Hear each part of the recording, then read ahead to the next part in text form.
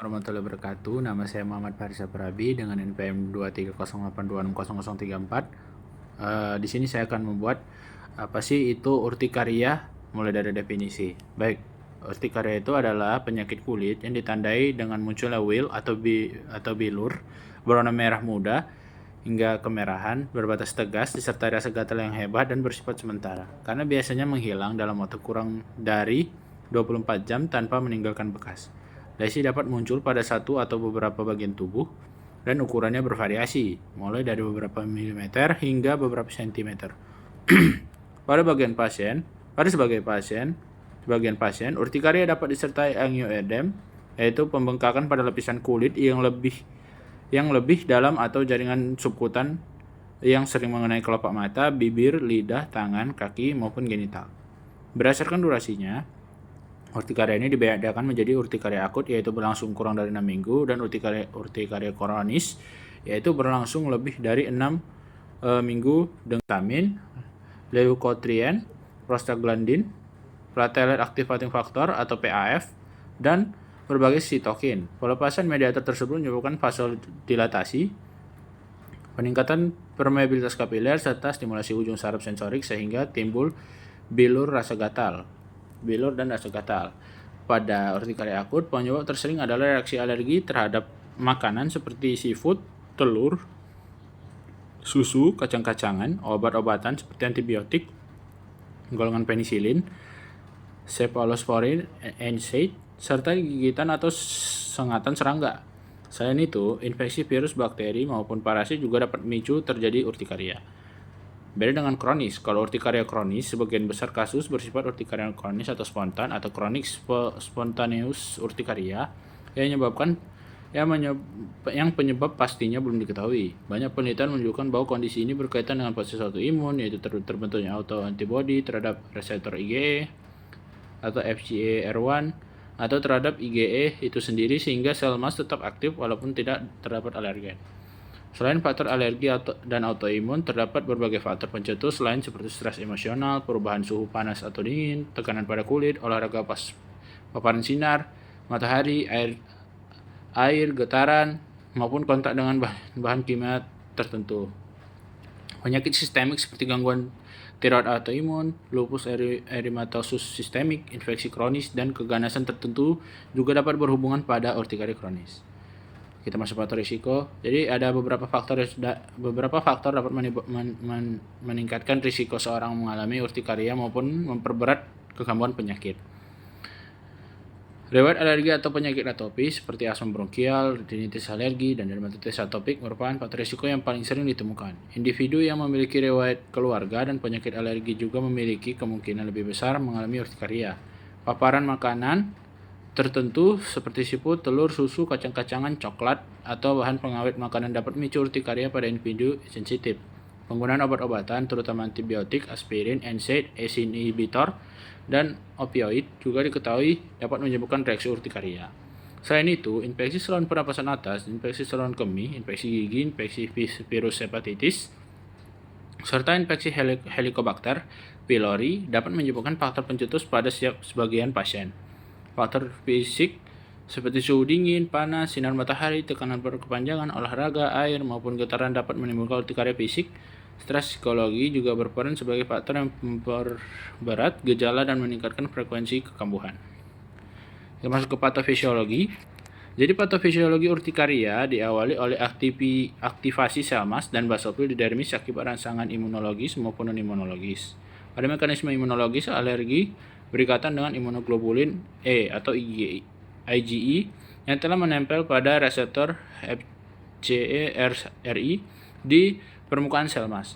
Ikatan tersebut memicu proses degranulasi sel mas sehingga melepas berbagai mediator inflamasi, terutama histamin, leukotrien, prostaglandin, platelet activating factor atau PAF, dan serta berbagai sitokin. Histamin merupakan mediator utama yang menyebabkan vasodilatasi pembuluh darah, peningkatan permeabilitas kapiler, dan stimulasi ujung saraf sensorik. Akibatnya cairan plasma keluar ke jaringan sehingga terbentuk wheal atau bilur yang disertai eritema dan rasa gatal hebat. Lesi urtikaria biasanya menghilang dalam waktu kurang dari 24 jam. Karena mediator inflamasi segera diinaktivasi dan cairan jaringan kembali diserap. Pada urtikaria kronis spontan, proses aktivasi sel mast sering kali tidak disebabkan oleh alergen, melainkan oleh mekanisme autoimun. Autoantibodi terhadap reseptor IgE atau FcRI atau terhadap IgE sendiri menyebabkan sel mast tetap aktif sehingga pelepasan histamin berlangsung berulang dan menimbulkan kekambuhan. Pada beberapa pasien, pelepasan mediator inflamasi juga dapat menyebabkan pembengkakan jaringan yang lebih dalam sehingga timbul angioedem. Lanjut kita masuk ke pemeriksaan fisik dan penunjang. Pemeriksaan fisiknya, pada pemeriksaan fisik ditemukan wheal atau bilur berbatas tegas sedikit meninggi dari permukaan kulit, berwarna merah muda hingga kemerahan dan ukuran yang bervariasi. Lesi dapat tunggal maupun multiple dan dapat saling bergabung membentuk plak yang lebih besar. Pada sebagian pasien ditemukan angioedem, yaitu pembengkakan pada jaringan subkutan atau submukosa yang sering mengenai bibir, kelopak mata, lidah, wajah, tangan, kaki maupun genital. Pemeriksaan jalan napas harus dilakukan pada pasien dengan angioedem untuk melihat adanya obstruksi saluran napas. Pada pemeriksaan fisik ditemukan wheal bilur terdapat berbatas tegas, sedikit meninggi dan permukaan kulit berwarna merah muda hingga kemerahan.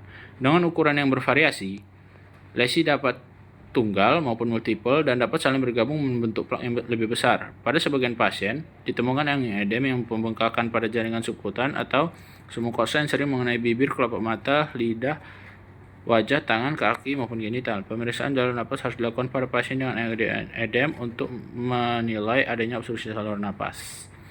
Pemeriksaan penunjangnya, pada urtikaria kronis atau kasus yang dicurigai berhubungan dengan penyakit tertentu, dapat dilakukan pemeriksaan darah lengkap LED laju undap darah atau CRP, fungsi tiroid beserta autoantibodi tiroid, pemeriksaan IgE total bila terdapat dugaan alergi, serta pemeriksaan lain sesuai indikasi seperti uji tusuk kulit atau screen prick test, uji provokasi pada urtikaria fisik, atau pemeriksaan infeksi bila dicurigai adanya infeksi kronis sebagai penyebab.